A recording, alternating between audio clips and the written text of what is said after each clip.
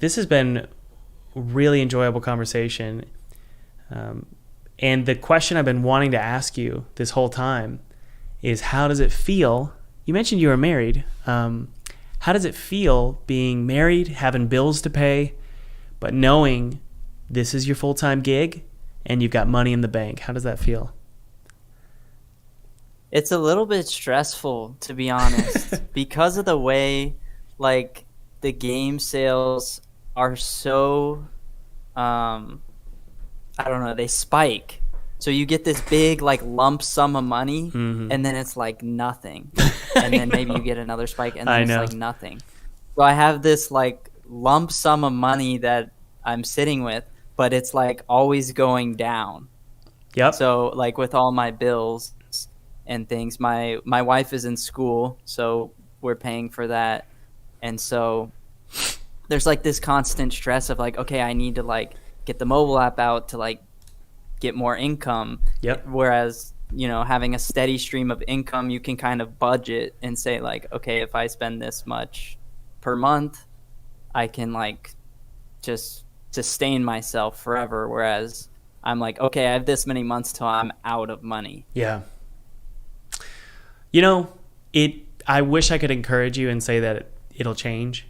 It doesn't change. At least it hasn't for me. What I mean is, there's always a desire for me, I'll speak about my position. There's always a desire to grow and to keep increase income, increase your team size, increase the scope of the project. So as the scope of the project increases and the amount of people you're paying and all that, then suddenly, that you would think, oh, my freedom, my income, and my income level, it's making me feel more free. But the truth is that as the project scope increases, that tight feeling, it's still there. It's still with you. But I will say your brain gets used to it, and you just get a thicker skin. You get calloused. And that's a good thing because, if you're going to be a business owner, and that's what you are, if you're going to be an entrepreneur, you have to be okay with this constant feeling of transition. And it's the journey never ends. It really doesn't. Maybe one day it will. I don't. But I think if you're going to be an entrepreneur, you need to be okay with that journey, and you'll get used to it.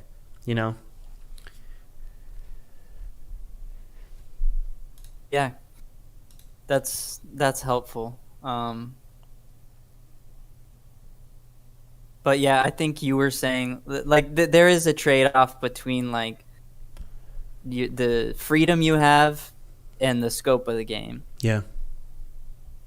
Like, the more people that are involved, the less freedom you have. But I definitely would like to work in a team eventually, just because working by yourself, it can be lonely and stressful. Which I know you've talked about in some of your videos. You have why I'm never going solo again. Yeah, it's lonely. It's the loneliness isn't really the worst because I have kids and I have a wife and a dog, and so I'll go downstairs and hang out with them. So I'm not too lonely necessarily. What I found is I can't keep coding and keep developing. I'm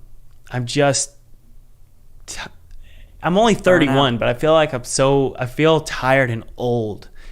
So I'm just like, it's such a great feeling when I reach out to somebody and I'm like, hey, you want to work part-time on this project for 6 months or something? And they're like, yeah, I'd love to. I'm like, oh, yes. So I can just give them a task list of things. Like you've got probably a list of bugs in your head, right? Of all these things you got to fix and all these features.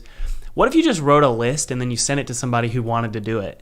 Like, that's how it feels. It's great. So you just send this list of things that you need, and they're happy. They're so thrilled to work on the project. My team, I assume, guys, that you like working on the project. They seem to really enjoy it. So right now I'm doing project management, art direction and project management. And it's such a good feeling because you can really look at your game from a bird's eye view and really see, like, all of the idiosyncrasies of what it should be doing, how it should be playing. And so you can really focus on game feel and gameplay. But when you're in the thick of it and when you're like doing the code, if you go, man, I really wish that enemy, like, not only do I wish it would like blow up and blood sprays everywhere, but I'd really love some brains to blow out of the enemy as well. Well, when you're like in the middle of a ton of other bugs and a ton of other features and you're working on everything, you're like, I'm not going to do that. That's ridiculous. That's going to take forever. But when you're an art director, you can go, okay, I'm going to give that to this person. And I really want to see that. And so you're not emotionally attached to the stress of your game and the stress of developing stuff. Now, it sounds like I'm a bad person because I'm just putting all that stress on one person. That's not that's not what I'm saying. What I'm saying is you have like multiple people working on something. And so you can give it to people who want to do that. Someone might want to do the blood and the brains, and someone might want to handle the bugs. So. Yeah, I think I noticed that you with your dog game, you had a stream where the whole stream was focused on the like accent when the area title shows up. Yeah. You were like animating that out. Mm-hmm. And I'm like, man, I would never have time for that. Yeah. And that's what I was saying earlier when you and I are very different is I'm a very visual person. Like visuals are so important to me and I'll often get lost in those. And so it's great to have people like you. It's great to have people like me. And I think as you grow in your studio, and maybe one day you work with Apple Arcade, they might say, hey, we want some more graphics and more colors and more visuals in your games. I can imagine Apple would probably say that about this game. You'd have to convince them that black and white is great, but they would probably it's the selling point. Well, that's I know how people and higher ups how higher ups are, and that includes me.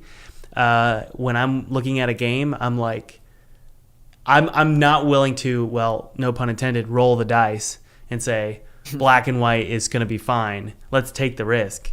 So you'd have to do some convincing there. But I guess my point is your team size will probably grow as you continue to grow. And you can lean on your fortes and then offset all the things that you don't really care about, By the way, guys, feel free to download my free 2D game kit below. It's totally free. It's my treat to you. I used this exact 2D game kit to make a game for PewDiePie in 14 days, and then I got to play it in front of his subscribers, which was really awesome. So download that. Use it however you want. It's my treat to you. Yeah. Okay.